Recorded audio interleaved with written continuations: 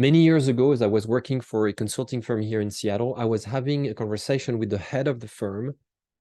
My role at the time, besides my job as a consultant, was to also help other consultants organize their thoughts, their expertise, visualize their expertise through frameworks and different graphics, and help them sell more efficiently and deliver their expertise more efficiently.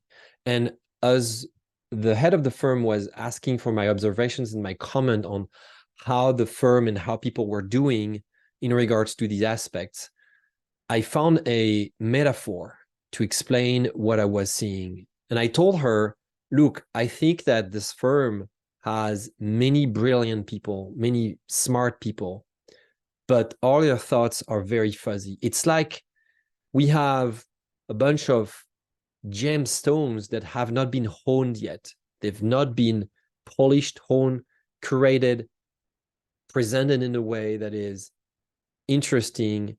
They have not been framed. They have not been put in the right frame of presentation and reference for people to really value the expertise that we have. And as a result, our profitability is too low. We have a hard time selling, and we have a pretty significant turnover within the firm. And so that moment helped me realize that I was actually referring to the framing effect, which is what happens when we make decisions not based on the information that we get, but based on the way this information is presented to us. As I have explained in previous videos, and it's probably the month of framing at MetaHelm. I've done other videos on this topic. As I've explained on other videos, framing is an essential part for building a successful business. Building a successful business, building a strong business is not just about delivering a better service or delivering a better product. It's not about throwing more money at marketing and advertising. It's not just about hiring the best people. It's about framing, presenting all of those possibilities, resources, processes, ideas that you have with the right frame.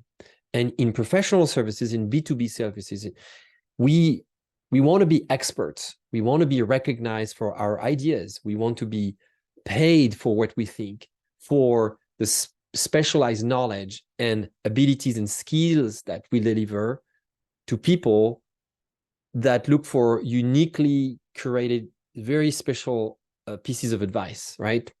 So we go with this in mind, and we think that just because the work is awesome, is excellent, is the best out there, it's going to sell itself.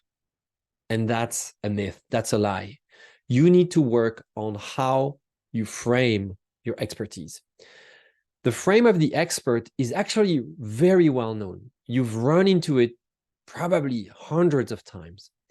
Take, for example, a doctor. When you go to the doctor, what makes you trust the doctor? What makes you trust that you're going to be in good hands? There is probably a plaque on the doctor's building. And then there is a whole protocol. There is a whole ritual for how to access the consultation with the physician. You have to fill out paperwork. You have to answer questions. You have to bring information. You have to bring previous records. And then currently we ask you to sanitize and wash your hands. And there is jargon. There is words that are specific to this environment. And then you're going to go take labs, do labs, maybe x-rays. There is a diagnosis phase. And then comes the moment where you meet the doctor. And what the doctor does is not sell you on his expertise. He just uses his expertise. So the way he sells to you is without selling almost. The sell is a sample of his knowledge. You just experience right away, right from the get-go, his knowledge. So it's always curious to me that in consulting, in coaching, in engineering, in design, in marketing, advertising, we forget to set the frame properly. We forget those ancestral principles, those basic rules that makes people understand from the get-go that they are talking to an expert, and therefore makes them trust that expert, and therefore makes them value the expertise at the right level. Let's take another example. Say you want to take an airplane, you want to take a trip. It's incredible how much hope we put and how much trust we put in the hands of a pilot. We literally give our life to the pilots. They are responsible for hundreds of flights in the airplane. And we do this because there is a whole frame around how airlines operate. There are safety standards, and there is a whole process. You have to go through security. We check your boarding pass several times. You're admitted based on specific criteria, like your age, sometimes your level of seniority in the frequent flying program. There's a whole protocol. There is a whole frame to codify the whole interaction, the whole experience. The frame has already happened before you go to the airport, because before you even fly, what happens is called pre-framing. You're not even anywhere close to take your trip. You've already assumed, you've already acknowledged, you've already heard, you've already been educated about how this whole thing is going to work. I could take so many other examples: schools, lawyers, technicians of all sorts, many certified professions, many licensed professionals benefit from a dominant frame. Take, for instance, realtors. They have to be certified. There is a whole code. There is a whole process. There is a whole ritual. There is a whole culture around real estate. Thank you. I was looking for the term. Around real estate, right? That dominant frame does not exist, that does not always exist in other professions. So you have to build it. You have to construct it. And the very basic ways to do this is to apply the same principles. So when you do a discovery call, make sure, for instance, that people know who you are, what you do, what you stand for. Do you have information on your website that explains your procedure, your approach, your credentials?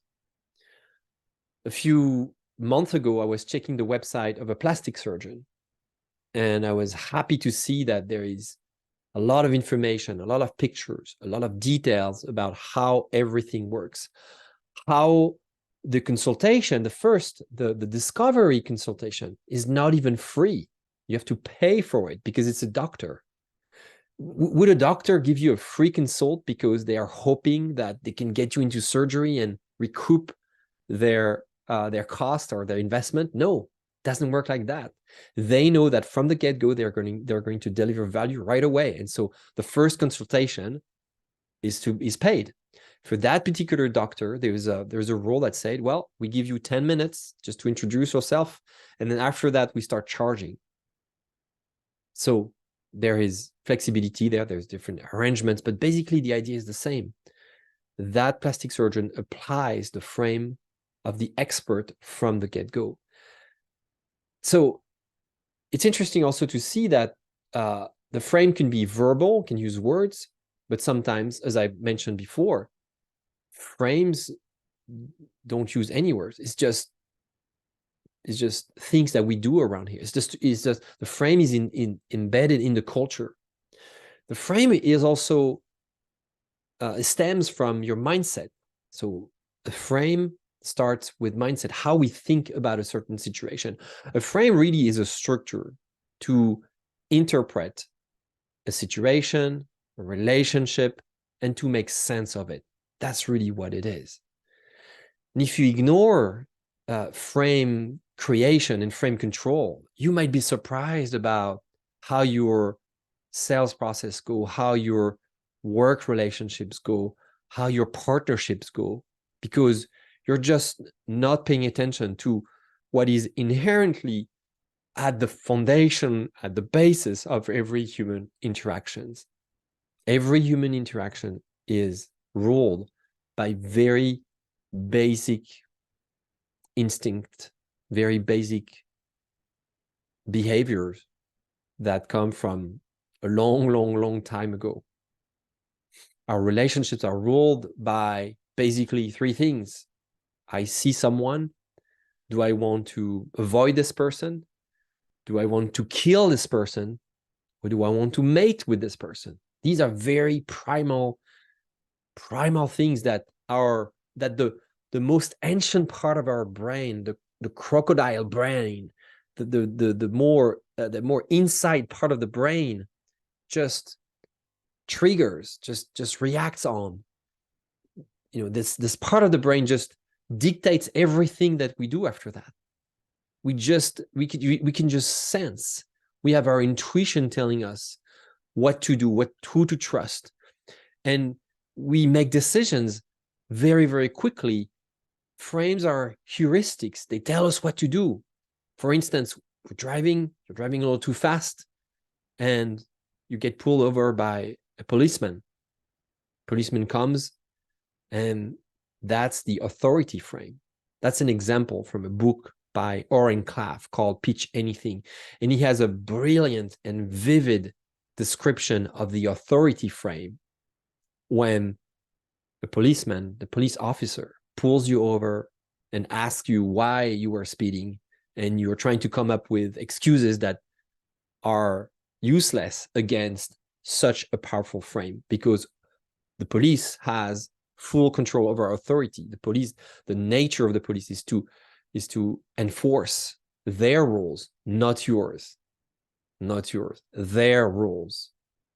The same goes for any interactions. When you negotiate things, when you work with clients, when you influence people around you, when you build a business, everything is controlled, is influenced by those frames.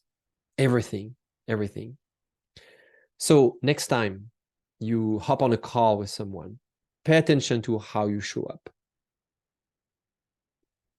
Even before you've said anything, apply some basic principles. Who are you going to talk to? Do you have a chance to ask a few questions? Can you send a questionnaire ahead of time to have pre-call information so that you can pre-frame the relationship? I am the expert, and therefore I have the right to, you're going to give me permission to analyze your situation, and I'm going to reframe what I see and tell you what I see in this situation. This is one of the basic steps that you can follow if you want to leverage the frame of the expert. Don't be shy. Don't second guess yourself. This is not a manipulation technique. This is a core principle that will establish a healthy relationship with your clients. It will help you get paid for the value you're worth. I hear this all the time. Oh, you have to charge more, right? But for what? What justifies that you charge more? The fact that you use proper frame? Okay, yeah. Maybe you have better expertise. That's great. You know how to handle this relationship more effectively so that you don't commit malpractice. That's great. Yeah, you can maybe charge more for that. But just charging more for the sake of charging more doesn't make any sense to me. It has to be part of an intentional, conscious, strategic decision of establishing a frame that is really helpful for you and your clients. I hope this helped.